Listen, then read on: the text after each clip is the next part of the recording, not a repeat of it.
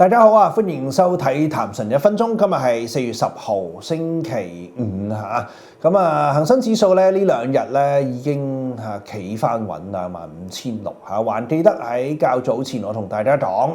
喺打仗持續嘅情況之下咧，跌浪係有反彈，但係你一定要收到呢個位啦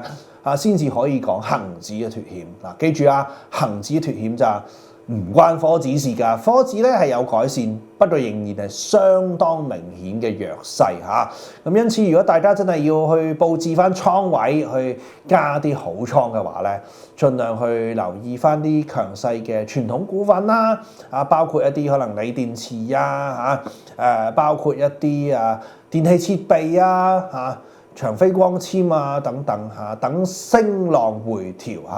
去到吸引價格嘅時候咧，即管去部署啦。